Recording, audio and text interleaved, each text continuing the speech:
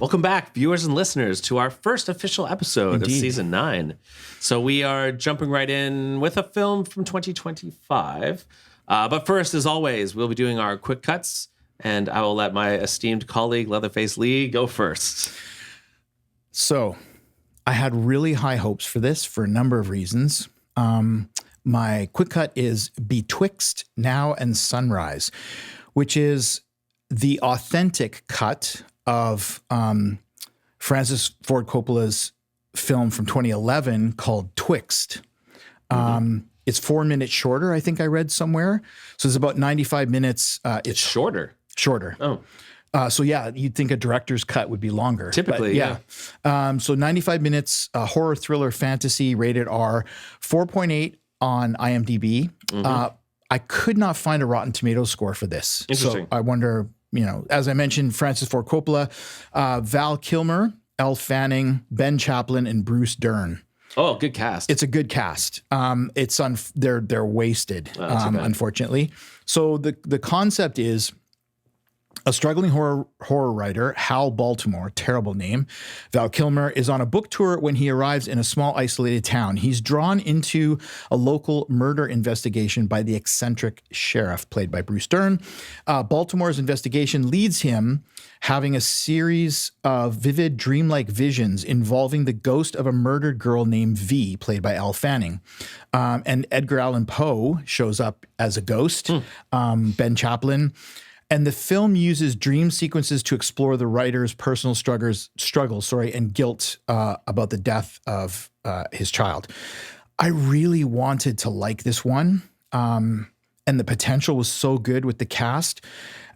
But even for me, the CG was horrible. Oh, wow. Okay. Usually that bugs me, and you're okay with it. But. And the whole cliche of the tortured artist, the drunk writer after a tragedy, it just felt to me like there was no central core to the story. And I've left out one element that it's completely ridiculous. It's like, where did this come from? Does he fight a boar? No, not that. Okay. Not that. So, but it starts off, with this writer coming into this small town, and he's got his books, and he's a drinker, and he's got money troubles and all the rest of it. And then Elle Fanning shows up. He's on a walk, and she's a ghost, and then it just goes wrong. I don't know if this was like cut so badly that you lost any plot, but you would think that a director like Coppola recutting his own film would be able to know that this has no storyline. Like, it's just all over the place. And then why go through all the effort to do the recut version? Yeah. 11 years after the original, if you're not going to do something different with it. So you should go back and watch the original and then rewatch this one. And then you can do like a direct comparison. I guess. Yeah, I should really do that. Just like you should watch Strangers Chapter 3 so you can compare it to Chapter 2. Do the extended cut with all three chapters, 1, 2, and 3. So the critics were generally unkind to this, but the one that stuck out for me was the film borders on incomprehensible. It's pretty bad.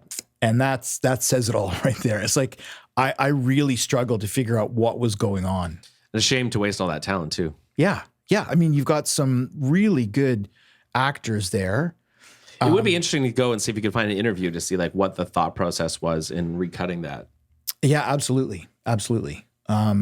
So don't watch whatever it is, Betwixt Now and Sunrise, the 2022.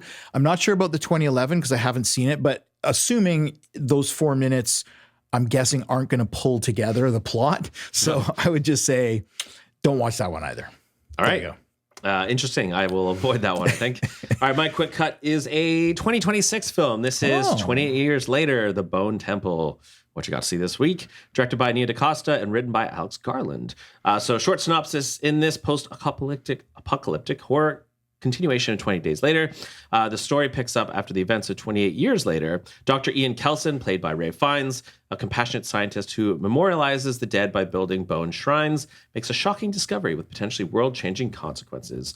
All right, so this has Ray Fiennes and Jack O'Connell and Alfie Williams as Spike, and has a 7.8 on Internet Movie Database, a 93% critic score, 95% audience score. Wow. So it's very well regarded. I really struggle. No, it's super interesting. In conversations I had with Francois, we went to see this together, and you were supposed to come, but you were busy. This would have been like a really good like Netflix warm up for like a mini series. Yeah, the story was engaging, the performances were good, the cinematography was really good. I was into the story. Okay, but it feels so adjacent to the rest of the 28 years later stuff and the 28 days later stuff that it just seems like a weird fit. Okay. So everything, I enjoyed the movie. There's a really cool scene, which I won't spoil, like the climax of the film, which I would say makes going to see this in theaters worthwhile. Was that with Samson and his appendage, or? There was there's a lot of appendages. No, there's an Iron Maiden scene that's worth watching. This really focuses on the Jimmies. Yeah. So I know a lot of people were turned off the first 20 years later, the last scene when they're all jumping around. You're like, what is going on here? So in its own right, I think the film is really good. I struggle a little bit with, as a fan of 28 Days Later and 28 Weeks Later, it feels like this new trilogy is just on a different tangent, doing something different. And so when you're excited about an experience like 28 Days Later or 20 Weeks Later, it doesn't really live up, but I was willing to like recalibrate my expectations. After 28 years later, I knew this was going to be a little bit more different. I would say I went in with lower expectations. Okay. This was not on my most anticipated list because I was a bit concerned. But that being said, I really enjoyed it. I think it's good, and I think I recommend it. I just feel like it should almost be like separate from the rest of the franchise. It's almost just like a sub story. So I'm gonna push back on that a little bit. Yep. Because one of the things that I heard in an interview was the idea that 28 days and 28 weeks, that's the beginning. This is a generation later where you get to see, okay, what has the impact been on society? So it's not going to have the same like zombie scares and stuff, the infected that you had in the originals. I'm not saying that I agree with that. Just I thought that was an interesting perspective because I haven't seen the film yet, and I enjoyed the first part of this. I know it's going to be a trilogy. I was chatting with Francois about this. That I wonder if it would have made all three films would have made a better 10-part miniseries as opposed to a trilogy of film. Yeah, and I'm going to push back on that a little bit because if you have like John Wick 1, John Wick 2, John Wick 3, and this is a revenge action franchise. Yeah. Like I'm coming to this to see an action movie. Yeah. And then John Wick 4 is he's retired and he's contemplating his existence and he's like doing drugs. He gets a new dog. Yeah. And like that's showing what happens to John Wick later in life. And like, okay, that's fair. And again, in this case, it's fair. Yeah. But a lot of people go into John Wick 4 expecting a lot of action and a revenge story. Fair. And that's kind of how I would characterize this new take on the 20. It is valid. It does show what it looks like a generation later.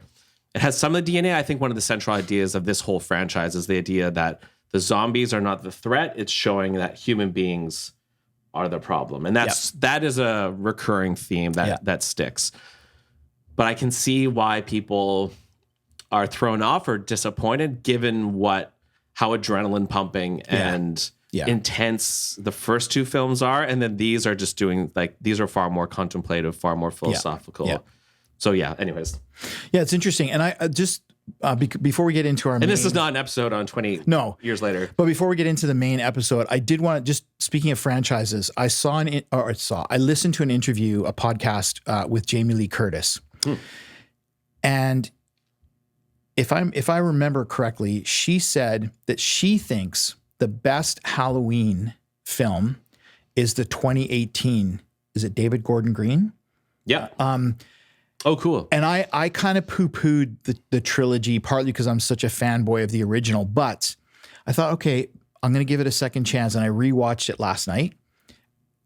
I don't know if I'd say it was the best, but it's better than I thought it was the first time through. Better than the Rob Zombie? 100%. Sorry, Rob. Yeah. I seem to recall liking the first one though. The first one was fine. By the time I got to the third one, I was like, this is ridiculous. But that's good perspective. It would be interesting to go back and watch those. Yeah. I mean, especially coming from someone who'd done Halloween 2, H2O, like she's involved in the franchise. And not to go too far afield, but did she kind of say why? Like why she felt that was the best one? She may have. I don't recall what it was. Yeah. Anyhow, I just wanted to point that out because changing franchises over time, and because it's very similar to the 28 years, because it was a trilogy that was supposed to end the story. Yeah. Anyway, but the quality is there. Like it was a great film. It just didn't feel. It felt very disjointed from the earlier ones, but that's okay. Fair enough. All right. So our feature attraction for today is Vicious.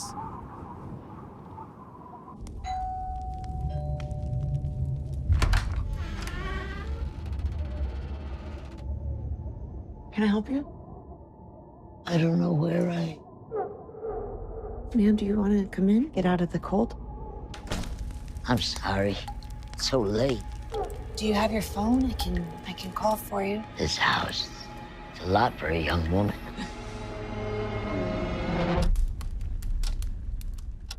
I'm gonna start. What? This will be for you now. This is a 2025 film. This is directed by Brian Bertino, who was the director of The Strangers. Must be awkward for him making films in 2025, having to see like The Strangers Chapter 2 happen. But anyways, so Vicious is a story about Polly, played by Dakota Fanning, a directionless woman stuck in a dead-end rut. She receives a mysterious cursed box from a strange late-night visitor. The box gives her a chilling task. Place inside something she hates, something she needs, and something she loves. What begins as a bizarre ritual rapidly unravels into a nightmarish psychological ordeal.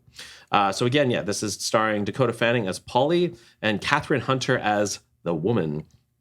When I chose this, I hadn't gone and looked at the ratings. This has a 4.9 on Internet Movie Database. This has a 44% critic score and a 30% audience score, which I think is really unfair. Yeah, so I'm really intrigued to know. So I think I came to this because I had seen it on a few top 10 lists from the year, and I was, I guess, surprised when I looked at these ratings. So as someone who, this wasn't on your radar, right, when I mentioned it to you, or was it? No, it was on my list to go back and watch because I'd seen it on people's lists, but I wasn't really aware of it wasn't on my radar. So I was like, I want to see this one. Yeah. So what kind of expectations did you have going into this film? Well, again, similar to, maybe not similar, but I looked at the scores, but then I also so you saw the scores before watching it? Yeah. And I'm like, oh God, what am I getting into? But Mike, what have you done? But I also know that those platforms can be extremely unfair to horror films. And I think audiences, if you come into this thinking standard horror film, you're going to be disappointed. If you come into this with an open mind, I think there are some really interesting things, and I think this film might exist on an allegorical level that I think is really interesting. And there's some, for me anyway, some pretty gruesome body horror, which we'll talk about in the spoilers. I wanted to mention before we get too far into this, though, because this was of interest to me. Bertino said that this film was inspired by Halloween 2, Saint Maud, and Hellraiser. Oh, cool. And then he said, we'll maybe talk about this in the spoilers too, but he said that Polly, in the final shots of the film, reminds him of the final girl in Texas Chainsaw in 1974. So I thought that was really interesting. And there's a follow-up to that, but I don't want to spoil it. So I'll put it in the spoilers. Yeah, on that note, if nothing else, I would say for sure this is better than The Strangers Chapter 2. Yeah. Actually, I haven't seen that one, but based on your review. And yeah, I found a quote from Bertino as well. It said, he uses horror to make inner pain visible. That's really which good. I think fits yes, with this. Absolutely. So if you're coming to us for the first time, if this is your first time tuning in, we like to do a spoiler-free review at the beginning. So we give our thoughts, and then we'll do a bit of a deeper dive with spoilers. So caveat, we do our best to be spoiler-free. I sometimes mess it up. I don't think Mike has ever done it, but I sometimes reveal things that I shouldn't. Yeah, that's fair. So we'll do our best here. Things that you liked? Lots. I thought Fanning was really good. I thought her depiction of someone as confused, terrified, all the rest of it was really, really well done. I love the camera work in this film. It's absolutely fascinating. Like there's all these Dutch angles and there's shots from above and shots from below. There's really close-up stuff. There's really odd focal points. Like Fanning might be in the scene, but she's not the focus. It's somewhere else. I loved one shot in particular, which was early in the film, and it was the woman on the street. Yeah. That was a great shot. Because on that note, I think the lighting was really good. Yeah. Like the warm orange glow of the inside, but then when they showed the outside, because this takes place at wintertime, like the cold iciness of the outside, the blue light. Like, I feel like The Strangers actually had a similar aesthetic when they're in the house. The original one. Yeah. So I did see some parallels maybe between, like both are actually claustrophobic. They're about people sort of trapped in a house. So I thought it was interesting to note some of the parallels with The Strangers. Yeah, like visually, I really liked this one. And I also really liked at the beginning of the film, and this isn't really giving anything away, but they're in Polly's house and they're kind of panning around and you see dead plants and then you hear the voicemails. And that I loved it because it was like, it totally revealed her character without doing anything. Yeah, there's dishes piled up in the sink, dead plants. You can tell this is someone who struggles with like day-to-day maintenance of the household. Now, I mean, Dakota Fanning, I agree with you. Really good. I thought Catherine Hunter, the woman, was super creepy and unsettling. Absolutely. Like that first interaction where she comes to the door. I like movies that can grab you right away and get 100%. Your attention. I feel like this one has a very strong act one. I mean, I had in my notes somewhere creepy AF. Like she was so viscerally creepy. And I love when she, we won't give anything away, but she says, "I'm going to start now," which is an innocuous line. Yeah. But then what follows is like, oh my God, it was crazy. And the tone of their interaction up to that point, and that just marks this shift. I mean, she says that. Visually, I love the mirror scenes. I really like the bookend, beginning and ending monologues. I thought that was really cool. I'm disappointed. I think it's really unfair, the scores that this film was given. And it's interesting because I actually feel like 85% of the time, you and I are pretty lockstep with usually the critic score or the audience score. Yes. Like I feel like sometimes we can see. Absolutely. I think it's rare where you and I are totally on different wavelengths than everybody else. And actually, in the ones we've done, let's say in the last few months, the critic score has been far higher, like sometimes 30% difference than the audience score. And we've usually been towards the critic end. But this one, I mean, the critics was higher, but not by much. No. And I would have expected, I can see why the audience score might be lower for this one, but I would have expected the critic score to be a lot higher. What do you think accounts for that? Like, what do you think? Well, I think you and I have mentioned that like films that operate on a metaphorical or allegorical level and don't make as much sense on the surface lose some people. So I think this one is doing that a bit like Hallow Road, perhaps. And the ending is maybe a bit ambiguous. Yes, yeah. It is also perhaps a bit of a slower burn. But for me, I felt like this is an experience that I was kind of craving that I never got in 2025. I think you and I mentioned how 2025 had a lot of really good films, but there was a lot of horror comedy or horror romance or horror thriller or horror drama and not many like pure horror films. And this is like a psychological, really dark, like everything about this is horror. It doesn't really bleed into other genres. And I think I was a bit starved for that. So I wonder if my appreciation for it was slightly elevated. Whereas like a couple years ago, there was a lot of these like trauma-based psychological horror films. And I think unlike something like Woman in the Yard, which I think was trying to do something similar to this. It didn't succeed, but it was trying. It was the trying execution really hard. wasn't there. I think they're both like commenting on like mental health to some extent. Yeah. But that one didn't work for me. This one worked for me. So yeah, me too. I quite enjoyed this one. I was actually really shocked when I looked at the scores. I thought the reviews for this would be high, and they're not. It's It's baffling to me. I mean, because I agree with you 100%. I can understand the audience score because many people, that's not their bag. It's like, okay, if you don't lay it out for me, I'm not interested. This film makes you think at the end about a number of things. And I think some people just don't, and that's fair. Like you come to a movie, maybe you just want to enjoy it and you don't want to have to think about it. But I really like the ones where I'm like, wait a second, what happened there? What's going on? Why, so I enjoy that. And I think this film gave it to me in spades, but if it's not your thing, it's not your thing. I think too, sometimes like this type of film, you kind of have to be in the mood for, or like this is kind of cheesy, but I was kind of vibing with this film. Like what I was wanting, like it really establishes this one's very much about tone and atmosphere. And I was into the tone and the atmosphere. The plot is pretty minimal. I can see how some things are maybe a little bit disjointed, a little bit confusing, but I was really appreciating the tone of the film. And everything works together. Like you talked about the lighting, and for me, the use of the camera and how they use the camera, like all of that was unsettling and unnerving, and it all worked together to create that atmosphere that made it successful for me. Yeah, there was a little bit of everything, I guess. There was a few jump scares. There was definitely some body horror. There is some of that like demonic evil spirit energy going on too. Like it's doing a few different things in terms of how it's approaching horror. Did you appreciate any elements of those more than others, or? I really cringed at the body horror. There's a couple of scenes was like, oh, and it's not like Terrifier crazy. It's realistic.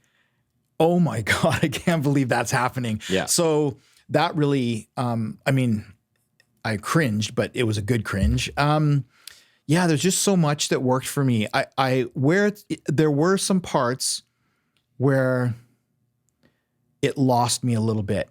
And I had to think, and I still don't know the answer. I might have to watch it again. But it's like, okay, how, what, where? So, it was left me thinking, I'm not sure if I follow the storyline. And then it picked up and it continued on fine. So that would be my main niggle. My other very minor niggle is, what the hell is she burning in the fireplace? The fire never went out, and it was constantly blazing, and she never puts a log on the fire. Was it a gas fireplace? I guess not. I don't think so. No. So anyway, that was like, especially when it come, towards the end of the film, I'm like, she's been out of the house for a while, and the fire's still burning like it was when she. So anyway, that just bugged me. Yeah, I tried to find out what people's main critiques with the film were. And I think some people found that it floundered in the middle. And I think some people commented that perhaps this would have made a better short film, that maybe there wasn't enough to sustain the tension in the middle. I think it bookends really well. Like I love the first act. I think the ending is interesting. And I think there's elements in the middle that are good. Did you feel like it dragged at all, or did you struggle with pacing at all with this one? I don't feel that it dragged, but I do agree that the pacing was better in the first act. And then I think by necessity, it slows down the pace because it has to incorporate all these elements that it's introduced in the first act. And you can't keep up that pace and give those elements justice. So I think, again, it's a bit of an unfair criticism because it's not the style of horror movie where you are going to just like steamroll to the end and it's going to be one nonstop thing after another. It sets it up, and then there has to be time for it to gestate. And I think, so for me, the middle didn't drag, but I agree that I liked the beginning and the end probably better. Yeah, I think because I watched Frankenstein recently, this felt like fast paced and like action. Okay, it's 2026. Can we like stop the Frankenstein jokes? Because it wasn't that bad. It was pretty long and slow, though. Did you know the runtime of this? Because you are often the first one to critique the runtime of a film, or did it feel too long for you? Or were you happy with? Actually, no, I didn't note the runtime on this one, which I usually do. No, it did not feel. It did not drag for me. No, because I think some people found it maybe a bit too slow. Here, let me see if I can find the runtime.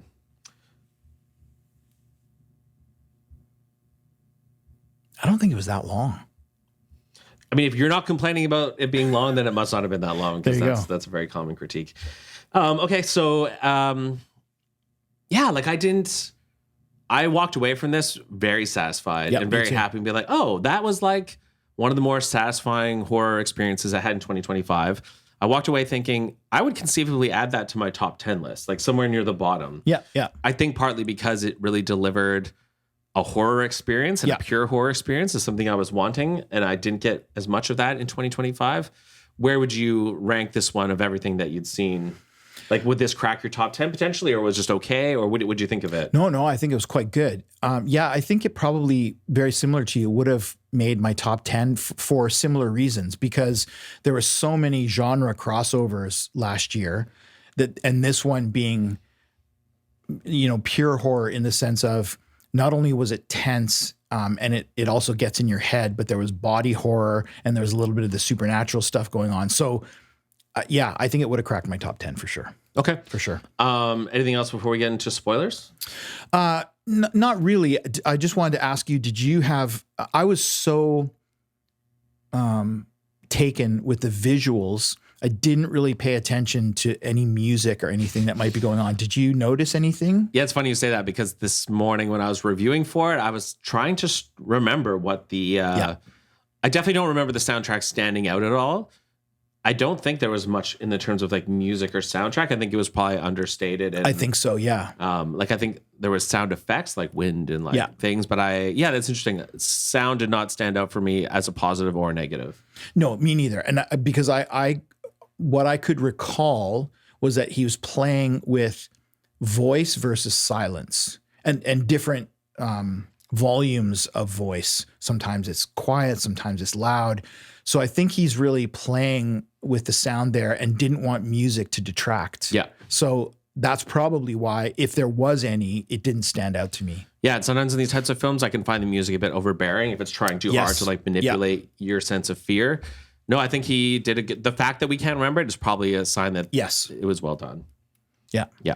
Some similarities maybe here with Hollow Road in terms of what's maybe real or not real, or what's like a reflection of like internal emotion or turmoil versus external I had forces. another film that it reminded me of as well. So before we jump into spoilers, then would you recommend Vicious despite the low reviews? I would. I think it was a good watch. It creeped me out in parts. It made me cringe in parts. Really interesting visual style. Yeah, I'd say for sure. Yeah, I would as well. I think this is one of the better things I actually watched in 2025. If you know that you struggle with movies that operate on a metaphorical level, or you don't like slow burns, then maybe avoid this one. But I think there's enough here. I mean Brian Bertino, right? Like The Strangers is one of the best horror films of the last... This part 2, you mean? Yeah. That boar fight was so good. Yeah, there's no boars in this one, so it's good. So yeah, I do recommend Vicious. I think it's good. Okay, so 2 thumbs I'm a up. bit baffled by these. Yeah, grades. I'm gonna have to dig around and see if I can get some, like maybe Mark Kermode or whatever who does. He might have some insight. I'm not saying that I would agree with it, but I'm curious to know why. Like for me, there were just so many positive things about it. I can't see why the low score. I mean, traditionally, IMDb and Rotten Tomatoes are lower, but I think this would have deserved to be in the 5s, like maybe even a 6. But I mean, I'm not saying it's a 8 out of 10. No. But especially on a technical level, like the acting was good, like the cinematography, the lighting, like this is a well executed film. Absolutely. That's why I thought the critics might like it more. Yeah. Anyways, we were both defying the critics and the audience at large. We're both recommending Vicious. 100%. Spoilers? Spoilers. Okay. Spoiler alert. I want to come back to Bertino. Yes. Because Because I talked about his influences and then the Texas Chainsaw. I didn't want to say his quote, because I didn't want to give anything away. Yep. So Bertino's quote, I always think about her in the back of the truck screaming, talking about 74 Texas Chainsaw. She has survived and she has won in that sense, but survival at what cost, which is, I think, so relevant to this one. I feel like with Polly, yes, she's standing in the road on some level. She's changed forever, just as we are all changed by our trauma. We're different from that point forward. And so some would say you've won the battle, but is life just going to keep going in the sense of what cost did it have on your psyche? And I questioned there were some parts where I was like, okay, am I missing something here? Is this happening or not happening? Is it in her head, or is this some like weird fever dream? Particularly in one spot, where she can't get out of the house. Yeah. It's locked in. But then the next scene, she's at her sister's. Yeah. Like, how the hell did you get out of the house then? Yeah. I didn't like, and maybe that's fine. Maybe it's just an inconsequential thing, but it's like, well, you made a big deal of her not being able to get out. So the fact that she's out and driving her car to her sister's house kind of bothered me a little bit. Yeah. And I think that's maybe where some of the criticism comes in of this film is it's maybe somewhat inconsistent with its rules or its laws. So at the very end, we see her fingers are missing. Yes. So from that, we should be able to deduce that at least it wasn't all in her head. Right. Okay. Unless, that's her own. Yeah, fair enough. I had heard some interpretation that maybe, do you think she's dead at the end? That actually, like when the world has gone back to normal and everything is good, that perhaps that's her seeing like her idyllic afterlife after she's passed away? But when before we see the very end, when she's standing on the street, she goes to the neighbor girl and she's got the box. Yeah. Like we see that scene. So to me, that said that it really happened. That's, sorry. I agree with you. I'm not saying that she was dead. Just some people interpreted that. Yeah, no, fair enough. And that's where maybe the end is confused or it doesn't. Yeah. I think the whole idea is it's about like anxiety and trauma or mental illness and how that kind of gets passed from generation to generation. Yeah. So we have an old woman who passes it to the middle-aged woman who passes it to the young woman. I think that's one of the main ideas. And I like that idea of, it reminded me of The Ring. Yes. The idea of you have to pass it along to escape the horror of it. Yeah. Which I really liked because the idea was, and almost very similar to The Ring, even passing it on doesn't relieve you of the curse or whatever you want to call it. Yeah. And that trauma results in psychological damage, in physical damage. So you're having to give up things that are psychologically important. You're having to literally give up parts of your body. And then at the end, of course, what was her name? Like Tina or the neighbor? The neighbor. Yeah, I think I didn't write down her name actually. Yeah. But it is, I think it's something like that. Tina, Tammy. But anyways, you see her and there's blood written on the wall, but you see her dead parents. Yeah. So she had to sacrifice her parents. I don't know if it matters if it's operating on an entirely psychological level, metaphorical level, literal level. I think he's sort of combining them just to make a point. But I think the point, like there's a lot of like her gasping for breath and like clutching her. Like I think that's for like anxiety and tight chest and not being able to breathe. People who suffer from anxiety or panic attacks. Like it seems to be dancing around those sort of ideas. I think so. And I think he sets that up really well. Like we talked about, the panning of the house and the dishes and the plants and she's very connected to her mother, and her mother seems quite overbearing and judgmental. And so I wondered if that also, I mean, not wondered, but I assumed that was contributing to her anxiety. Yeah, and I wonder if part of the message is that when you are in that state, when you are living through a period in your life that is dark and traumatic and full of like mental health issues, the world can seem so dark. Right. But I think this showed that maybe like you can get through it. There's light on the other side, and some of the things that you catastrophize maybe weren't as bad as you. So like things have been restored, even though they seemed bad at that point. So though she's recovered now, this other girl is dealing with it. So I wonder if it's sort of maybe almost an optimistic ending, being like you will go through trauma, it will leave scars, physical scars or emotional scars, but you survived, you came through, the world is brighter, your loved ones are still there. And you passed your trauma on to somebody else. Sort of, but there's other people suffering. Like you maybe make it through, but then someone else down the street is maybe suffering.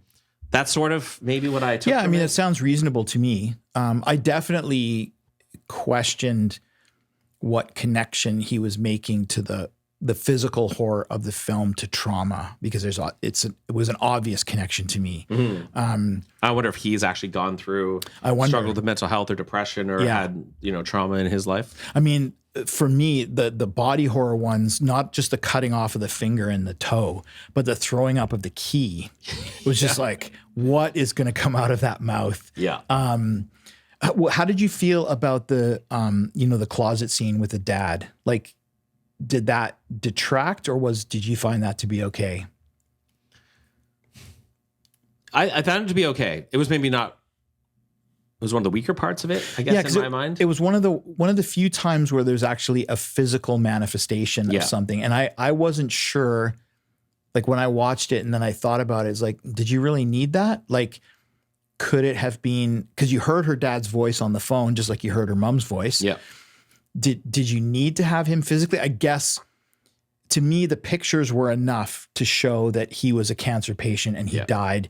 And you could make the connection between, okay, I see those pictures. And so she's lost her faith, which is one of the things that she hates. Yeah. That she's willing to give up. Yeah, because I think the thing she hates was the losing of her faith or whatever. Yeah. The thing she needs was her finger, and the thing she loved was the lock of hair. Yeah. Yeah. I think that's the problem with making a horror film, is that as a director, you probably feel the need to throw scares in there. Yeah. And though I agree, like tonally and thematically, that probably doesn't fit as much, but I wonder if that was a more practical, like, maybe we need something scary, so we'll have the dad. But yeah, it didn't work for me as much as other stuff. I mean, you mentioned this already, but like the woman at the door, first of all, you can see there's a fresh wound. She's got a bandage on her hand. She's completely out of her mind, like just not making any sense. And I had some notes to myself. It's like, okay, I appreciate the kindness of wanting to help this older woman. Yeah. But I'm sorry, if somebody like that shows up to my door, it's like, and I know it was wintertime, I know it was cold. It's like, just wait here. I'll bring you a hot drink and I'll call somebody for you. Yeah. I'm not inviting that person into my home. Yeah. I mean, I get it. It's a setup for the film, whatever. And at least when she did get kind of creepy, she kicked her out.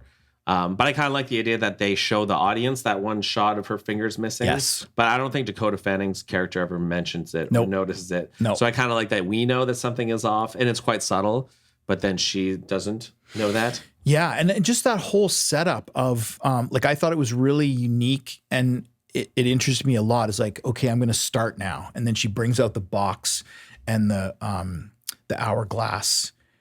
I just thought, oh, that's really cool. Like, I like what they're doing there. And I like the concept of, okay, you put something in the box and it's either going to accept or reject. Yeah. So the tension of when she opens it up to see if it's been accepted or rejected. Yeah.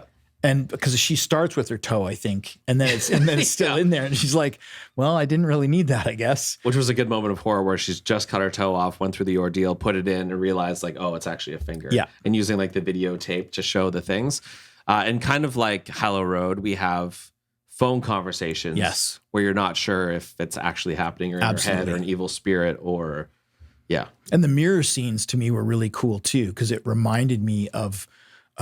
Maybe Smile, and there's been lots of films that have used that. You're looking at yourself in the mirror, but it's not you looking back. That was really good too, I thought. So yeah, there were lots of things that worked for me. The things that didn't were minor, like they didn't detract from the feel or from the enjoyment for me of the film. But I can see where people might be like, oh, I wanted more of that and less of that, or why is that there? Yeah, because it does, I guess, draw from different sources of horror. Like there's a couple jump scares, but not many. There's some body horror, but not much. Like it kind of, so if you love jump scares, you're going to get a little bit of that. Yeah. Or if you love body horror, you're going to get a little bit of that. But it kind of draws on different pools of. I mean, we've agreed that this is or could be an allegorical for trauma. Do you think? Would you class this as a morality tale? Like, is he offering us, this is right, this is wrong, this is good, this is bad, or is it more nebulous than that? I think more nebulous than that. His quote uses horror to make inner pain visible. I feel like it's more just trying to have the audience sort of empathize with people who struggle with mental illness or panic attacks or anxiety or whatever, or trauma. I didn't get the sense that there was any kind of judgment or sense of morality, but maybe you did. No, I just came across that somebody had mentioned something about this being a morality tale, and I didn't see that in it. I saw the allegory, the metaphorical trauma, but I didn't see it as a morality tale. No, I mean, she's clearly a bit lazy and apathetic, but I don't know. Yeah, but if she's doing anything immoral to the point where she needs to be taught a lesson. Exactly. I got that too, but I didn't perceive it as, well, now you're being punished because you're indecisive and you're lazy. Yeah, and there's nothing to indicate that the girl, the neighbor, or the woman did anything wrong either. They all just seem to be like random victims. Yeah. Yeah, that's interesting. I wouldn't take that. So if we come back to the idea of her maybe or maybe not being alive at the end, Yeah. how would you interpret the sister and her niece then? Are they alive, or is that just a memory? Yeah, so now that I think, I would come to the conclusion that she is alive and not dead. And I think, as I said earlier, I think it's how your brain can catastrophize things and make things seem really dark in the moment when you're going through something like that. But then the fact that she comes through, she's in a better headspace, they're alive again, kind of just shows that, yeah, you can't read this on a literal level. I think if you're reading it on a metaphorical one, that they were dead when she was in a bad place. Yes. And traumatized. But now that she's kind of come out the other side, like, oh, they're actually fine. Like, I know when I'm really tired, sometimes things really stress me out and really bother me. And then I have a good night's sleep. And then I'm like, why was I even stressed about that? Right. So I think your brain can kind of recontextualize things based on your mental state. I just had a flash, and I'm not making an argument for this necessarily, but the idea of morality, I wonder if part of that might be mixed up in, like, be thankful for what you do have, because she has a lovely niece that loves her. So all of these things that you might catastrophize or you might think are terrible, but what are the good things in your life? That's fair, I think. Yeah. Like, she has her mother, she has her niece, she has her sister. She lives in a nice house on a nice street. And like, sure, she doesn't maybe have the ideal job, or maybe like, or a job. Yeah, sure. Or she's maybe not keeping up with the house chores, but yeah, in the grand scheme of things, she is made to appreciate the things that she does have, that she loves. Yeah.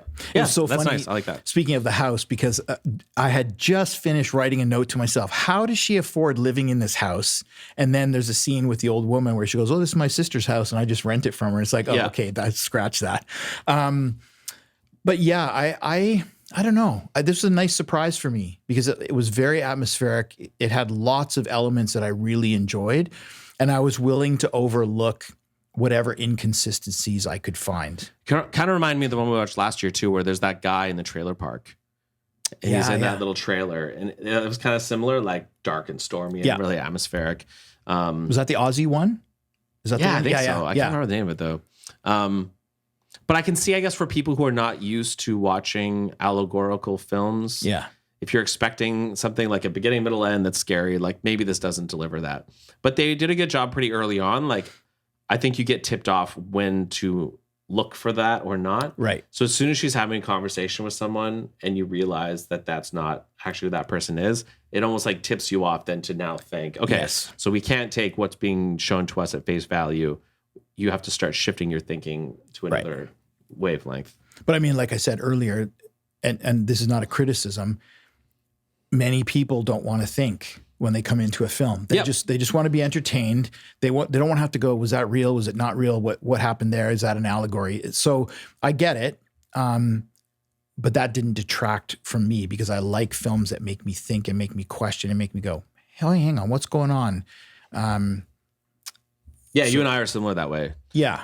But we know, I think we both know people in our lives who hate that. Yeah, absolutely. Yeah. So, if you liked Hallow Road, I think you'll like this. I think it's a good comparison, because I think there were similar criticisms in Hallow Road about not having a really distinct ending or having a confusing ending about, is this reality? Did it happen? Did it not happen? I mean, in the end, it doesn't matter, because the trauma has happened. Yeah. And I think the same could be said for this one. Whether or not, and I would argue it was real because she's missing, her finger, but whether or not it was real, the trauma that she experienced was real. Yeah. Right. So whether or not that's all invented, how you cope with it is not invented. Like, how you experience it is not invented. You still experience that trauma. You still experience those negative feelings. So I quite enjoyed it. I'm glad you liked it, because I was questioning myself after I went and looked at the reviews and like, oh, I wonder if he'll hate it like everybody else. But no, we both liked it. There you go. Do you know what episode you're going to, or which movie you're going to pick for next episode? I do not. I have a couple, but I don't want to reveal just in case. Okay. So it'll be a surprise in terms of what we do for episode 2. But anything else on this one? Nope. Welcome back. It's nice to be back for season 9, and we'll see you in the aisles.